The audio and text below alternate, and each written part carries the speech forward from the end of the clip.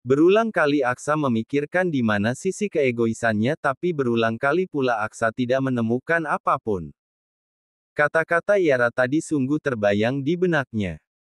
Di mana Yara mengatakan jika Aksa sangat egois dengan semua hal yang terjadi. Egois. Beonya. Tatapan mata Aksa tertuju pada kotak bekal yang dibuatkan oleh Yara tadi. Sudah lama sebenarnya Aksa dan Yara tidak mengalami perdebatan seperti ini. Bermula dari kepulangan honeymoon pernikahan mereka masih baik-baik saja tanpa ada pertanyaan yang membuat menjadi sedikit renggang seperti ini.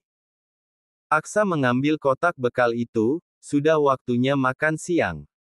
Kala Aksa membuka kotak bekal itu, terlihat ada cumi goreng yang mana makanan itu adalah makanan terfavorit Aksa. Terbitlah senyuman di wajah Aksa, begitu indah Yara menata makanan ini untuknya. Wah, kau mau makan siang? Suara itu membuat Aksa terkejut, terlihat Danu yang kini duduk berhadapan dengannya. Aksa mengangguk saja, pengganggu sudah datang batinnya. Aku boleh minta tidak? Wah, makanan Yara terlihat enak. Kata Danu sembari berusaha mengambil cumi goreng dari kotak bekal itu. Tapi, dengan cepat tangan Aksa menyingkirkan tangan sang kakak. Jangan sentuh bekalku. Ancamnya, berhasil membuat Danu terkekeh. Padahal Aksa dulunya adalah orang yang bodoh amat kepada Yara Reynal, ini malah sudah menjadi orang yang cemburuan akan sang istri. Kau itu pencemburu akut, seorang suami yang marah kalau masakan istrinya dimakan oleh orang lain, hanya kau, Aksa. Ejek Danu sembari diselingi tawanya. Aksa melengos saja, ia mempertahankan kotak bekalnya mati-matian. Bahkan makan dengan lahap tanpa menawari Danu sedikit pun. Di sela Aksa makan dengan lahap, Danu terus memerhatikan ekspresi adiknya itu. Terlihat lagi ada banyak masalah, Danu mengerti sebenarnya hal apa yang menyerang rumah tangga sang adik. Soal keturunan, apakah Yara masih mempersalahkannya? Tanya Danu kala makanan Aksa hanya tinggal sesuap. Lebih tepatnya dia menyalahkan dirinya sendiri, tidak mempersalahkan apapun. Jawab Aksa jujur apa adanya membuat Danu sedikit terkejut sebenarnya. Aku sudah mengatakan untuk tenang dan santai saja, tapi rasa ingin untuk memiliki anak bagi Yara sangat tinggi. Sebenarnya aku kagum dengan itu, hanya saja Tuhan belum mempercayai hal itu kepada kami. Lanjut Aksa dengan tatapan jauhnya menuju jendela besar. Danu menghela napas panjang. Kata Lofi, Yara terus berusaha mencari cara agar cepat hamil. Bahkan sering menanyakan tentang bagaimana cara agar cepat, seperti yang Lofi alami. Kata Danu. Aksa menunduk. Sebenarnya, Dev, begini, soal kau pernah lumpuh di beberapa tahun lalu, pasti ada efek samping. Kau selalu mengonsumsi obat, coba ingat-ingat, pasti ada dokter mengatakan tentang masa kesuburan tentang selama masa pengobatan dulu. Nasihat Danu. Sudah pasti Aksa menjadi ingat dengan itu semua, bagaimana bisa ia melupakan hal sepenting itu? Jangan terlalu diributkan hal seperti ini, katakan pada Yara, pernikahan tidak hanya ada di anak, kalau semua pertahanan hanya ada di satu itu, maka, akan lebih banyak orang bercerai. Nasihat Danu lagi, kali ini ia langsung bangkit untuk segera pergi dari ruangan Aksa. Tatapan Aksa tertuju pada sang kakak, semua nasihat Danu sungguh mengena di hatinya. Aksa cepat-cepat membereskan berkas-berkasnya, segera pulang untuk mencari dokumen masa pengobatannya dulu. Yara baru saja mengecek kehamilannya dengan tes pack, lagi dan lagi hasilnya tetap garis satu. Yara membuang hasil tes pack itu menuju keranjang sampah, tatapan matanya melayang jauh pada jendela bathroom yang mengarah pada halaman samping. Apakah aku benar-benar tidak subur? Yara bertanya pada dirinya sendiri. Pelan-pelan melangkah menuju cermin, di sana Yara melihat dirinya yang tidak berdaya dengan segala pertanyaan yang membuat Yara sakit kepala. Nyonya, sudah waktunya makan siang, ucap kepala pelayan kepada Yara yang masih asik larut dalam lamunannya sendiri. Yara berlalu keluar dari bathroom, ia melihat kepala pelayan membawakan nampan berisi makan siangnya. Letakkan di sana aja, aku belum berselera untuk makan. Ucap Yara. Pelayan itu mengangguk mengerti, meletakkan nampan itu di dekat sofa. Lalu, pamit menuju lantai bawah. Di saat kepergian pelayan itu, Yara melangkah menuju foto pernikahannya dengan Aksa. Foto honeymoon di mana di saat itu banyak sekali kebahagiaan yang tidak ingin sama sekali Yara lupakan. Air mata Yara jatuh kala teringat dengan semua perdebatannya tadi dengan sang suami. Sungguh Yara tidak tahu alasan apa yang membuat Aksa tidak mau memeriksa semuanya, mengatakan untuk pasrah saja. Tapi, yang ada Yara selalu menjadi buronan pertanyaan dari sang mertua. Dia tetap egois, sama seperti dulu. Kata Yara kala menyentuh foto wajah Aksa yang tidak tersenyum sama sekali di kala pernikahan mereka. Tiba-tiba saja Yara terkejut kala pintu kamar kembali terbuka tanpa diketuk terlebih dahulu. Yara langsung berbalik badan, ia melihat Aksa yang berdiri tegak sambil menatapnya dengan tatapan yang sangat datar. Pandangan mata Aksa tertuju pada nampan berisi makanan itu. Kau belum makan? Tanya Aksa sembari melangkah mendekati Yara. Yara menggelengkan kepala. Kemarilah, aku akan menyuapimu. Dengan cepat Yara menggelengkan kepalanya lagi. Tidak perlu, aku bisa makan sendiri. Tolaknya, Yara membelakangi Aksa karena merasakan sesak kala melihat wajah tampan itu. Aksa tersenyum tipis, pelan-pelan ia melangkah untuk mendekati Yara.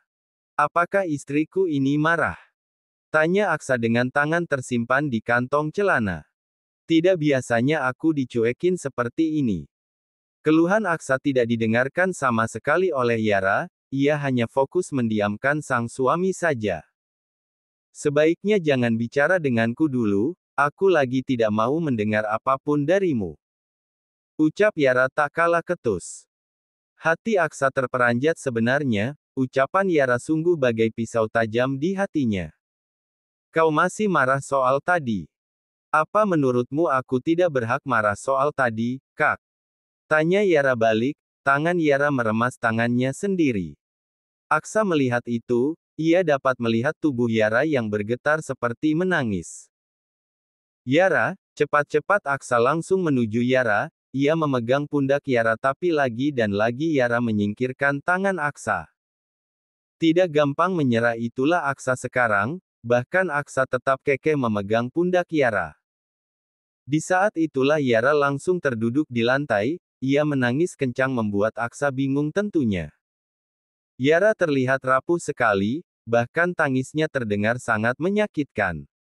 Yara, Aksa berjongkok di hadapan Yara, ia melihat wajah cantik yang dibanjiri air mata itu. Sungguh sakit hati Aksa melihat Yara seperti ini, ia tidak bisa berkata-kata. Aku minta maaf, Kak, aku bukanlah istri yang sempurna. Berhenti menyalahkan dirimu sendiri, Yara, siapa yang mengatakan jika kau tidak sempurna? Kau bahkan lebih sempurna daripada apapun. Sela Aksa sembari menyeka air mata Yara. Tangan Aksa menggenggam erat tangan Yara. Soal kehamilan, aku mohon, jangan kau pikirkan, masih banyak. Apa maksudmu untuk tidak memikirkan hal ini, Kak? Kau tidak tahu, setiap malam aku memikirkan pertanyaan semua orang kepadaku. Bukan hanya itu, Yara bangkit begitu pula Aksa. Tangan Aksa menunjuk ke arah dadanya, seperti menunjukkan rasa sesak di dadanya. Aku ingin menjadi seorang ibu untuk membuktikan bahwa aku wanita sempurna. Aku wanita yang memang pantas untuk menjadi pasanganmu, aku tidak memiliki kekurangan apapun, yang bisa, membuatmu meninggalkanku, Kak. Ucap Yara dengan isak tangisnya. Yara mendongak menatap ke arah langit-langit kamar bermaksud untuk menahan air mata. Tapi, yang ada tangis air mata Yara semakin deras. Ia tidak bisa menjaga keseimbangan tubuh hingga kembali terjatuh di lantai. Aksa berusaha menolong tapi lagi dan lagi, Yara tidak ingin disentuh oleh Aksa. Aku capek, aku tidak mau menjelaskan apapun kepadamu, kau tidak mengerti dengan apa yang aku rasakan. Ucap Yara yang kini sudah menutupi wajahnya dengan telapak tangan. Aksa menarik napas dalam-dalam, ia merasakan sakit yang teramat melihat keadaan Yara sekarang. Sebaiknya mulai malam ini dan seterusnya, jangan dekat-dekat denganku, Kak, kalau perlu pergilah jauh, aku tidak ingin melihatmu. Ungkap Yara yang berhasil membuat Aksa terkejut. Apa maksudmu, sayang? Tanya Aksa, ia tidak terima tentunya. Bukannya menjawab pertanyaan sang suami, Yara malah bangkit meninggalkan Aksa seorang diri di kamar. Aksa masih mencerna semua yang dikatakan Yara barusan. Kata-kata itu sungguh bagai pisau tajam yang menusuk hatinya, Aksa memegang dadanya yang sangat sakit. Sakit sekali, keluhnya. Tiba-tiba saja Aksa tersadar, ia langsung berusaha mengejar Yara. Ternyata Yara masih melangkah menuju kamar sebelah. Dengan cepat Aksa menyusul, langkah Yara kali ini sungguh cepat melebihi yang biasanya. Sayang, dengarkan aku, sayang, Aksa terus memanggil, kemarahan Yara sungguh hal yang menyakitkan baginya. Bukannya menghentikan langkahnya, Yara malah masuk ke dalam kamar. Tidak lupa pula mengunci hingga Aksa tidak bisa masuk. Aksa berusaha memainkan kenop pintu, tidak sama sekali menyerah. Bahkan Aksa terus mengetuk pintu kamar tamu, ia yakin Yara tidak akan tega terus seperti ini. Yara, buka pintunya, sayang, jangan seperti ini, maafkan aku, Aksa terus merayu, tapi hasilnya tetap nihil. Lama Aksa berjuang agar Yara membuka pintu kamar tamu, akhirnya pria itu merasakan lelah sendiri. Matahari yang bersinar terik tadi telah berganti menjadi malam. Aksa menghela napas panjang, ia kembali mengumpulkan keberanian untuk mengetuk pintu. Sayang, aku mohon, dengarkan aku, buka pintunya, kita bicarakan semua dengan baik-baik. Aksa berusaha merayu, bahkan menempelkan telinganya pada pintu kamar. Tapi, tidak mendengar suara apapun dari dalam. Baiklah, kalau mau marah, tapi, sebaiknya makan dulu, agar marahnya lebih berenergi. Aksa merayu lagi, tapi tidak juga mendapatkan jawaban. Aksa yakin jika Yara akan tetap seperti itu jika dirinya terus merayu. Aksa pun mengambil keputusan untuk bersembunyi di belakang sofa yang ada di dekat kamar tamu. Ia mengintip agar melihat apa yang dilakukan sang istri nantinya. Aksa mengambil ponselnya di kantong celana, mengirim pesan kepada kepala pelayan untuk mengirim makanan menuju kamar tamu. Tak lama kepala pelayan datang, ia langsung mengetuk pintu kamar di mana Yara bersembunyi. Benar, tidak lama Yara keluar dari pintu kamar itu. Lama sekali, aku sudah lapar, ucap Yara, ia langsung mengambil nampan itu dari kepala pelayan. Lalu kembali menutup pintu, barulah Aksa menghela napas lega. Setidaknya Yara sudah makan, itulah yang Aksa pikirkan. Tidak mati kelaparan hanya karena rasa amarah di hati, Aksa jadi bingung bagaimana cara merayu Yara lagi. Mengingat wanita itu sangat sulit dirayu, sekalipun dengan benda mahal tetap saja Yara tidak akan mudah luluh dari kemarahannya. Setelah merasa sang istri sudah aman, Aksa kembali menuju kamar. Aksa menuju tempat ia menyimpan berkas penting, di sana tertera kotak yang selama ini tidak pernah Aksa tunjukkan siapapun. Bahkan kotak itu sudah usang dan berdebu, Aksa membersihkan debu itu dengan tangannya. Mengumpulkan keberanian yang cukup banyak, Aksa membuka kotak rahasia miliknya. Tertera banyak kertas-kertas dan hasil foto X-ray yang mana selalu Aksa lakukan kala lumpuh dulu.